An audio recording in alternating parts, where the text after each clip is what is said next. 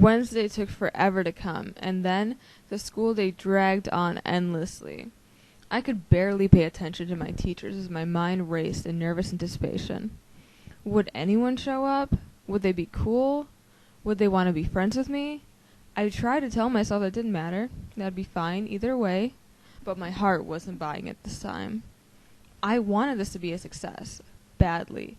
To show the haters. To show everyone. After what seemed like an eternity, the last period bell finally rang, and everyone jumped from their seats, eager to abandon the building or start whatever after-school activity they had planned for that afternoon. I didn't even give my usual early bus a second glance as I headed straight to the library, psyched there was finally an extracurricular I could pad my college application with that wouldn't have me cringing with boredom and pain. When I got there, I saw that Miss Riley had already arrived, and was in the process of positioning a cart that held a TV-DVD combo, along with 3 precariously balanced pizza boxes, in front of a large circular table with lots of chairs. I raised an eyebrow. 3 pizzas? I queried. Seems a bit optimistic, don't you think?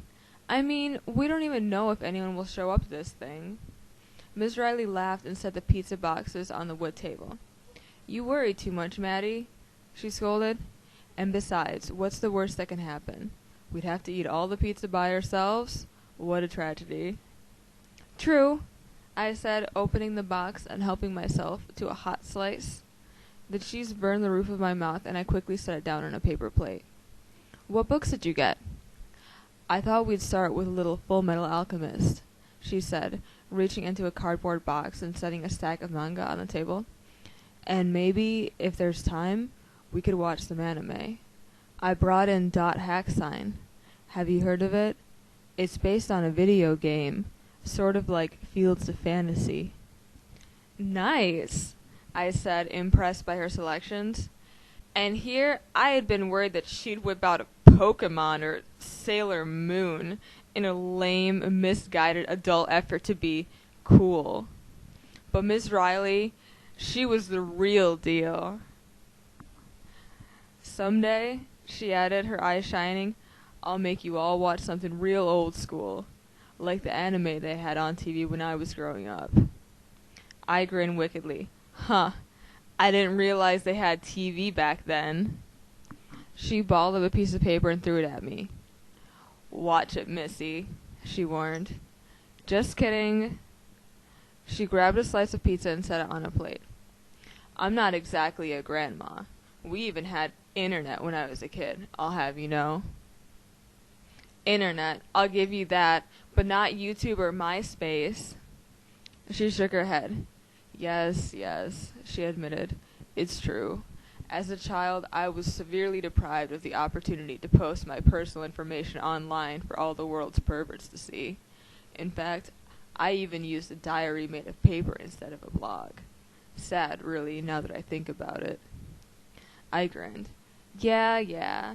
So what's the old school anime you were talking about? Have you ever heard of Voltron? I shook my head. She thought for a moment. I guess I'd describe it as kind of an anime Transformers.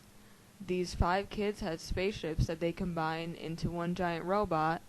Right, I see. Sounds, cool. Not really. But I was willing to do the retro thing if she was all into it. Miss Riley laughed. I'll teach you kids to appreciate the classics if it's the last thing I do. You are too cool for school, Miss Riley. I bit into my pizza and scanned the room. Everything was set up. Now we just needed bodies. Is this like the manga club?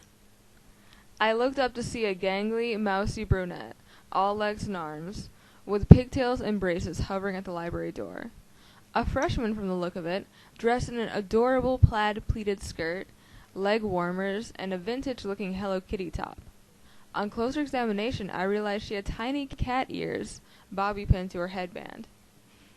Yes, you're definitely in the right place, I said, throwing my potential new BFF a smile. She grinned back and pranced over to the table, grabbing a slice of pizza and stuffing it in her mouth. Nice. she said, her mouth filled with gooey cheese. I couldn't believe it when I saw the flyer. Like, how cool is it to have a manga club right here at school? I mean, sure, I belong to a billion online manga clubs. You know, like, where you have forums and everything? Cosplay.com, for example, great site. But then, of course, like, online, do you end up knowing people, but you don't really know them? I mean, you do in a way, but it's not the same as knowing them in real life.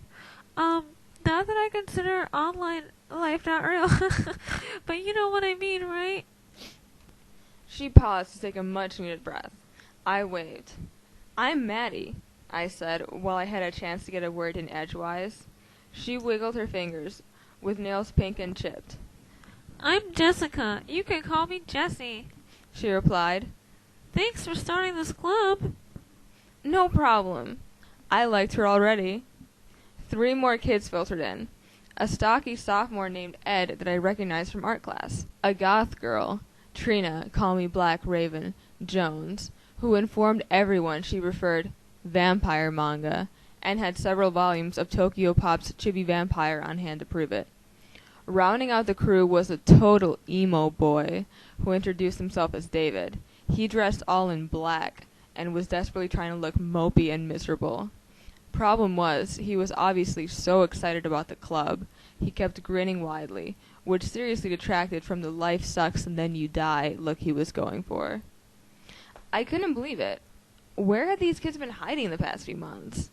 How had I missed them in the halls? Had they, too, been quietly slipping through the school day, trying to blend in and not be noticed so they wouldn't risk becoming the kind of target I had become to the haters? These were my peeps, coming out of the woodwork, ready to get their inner geek on.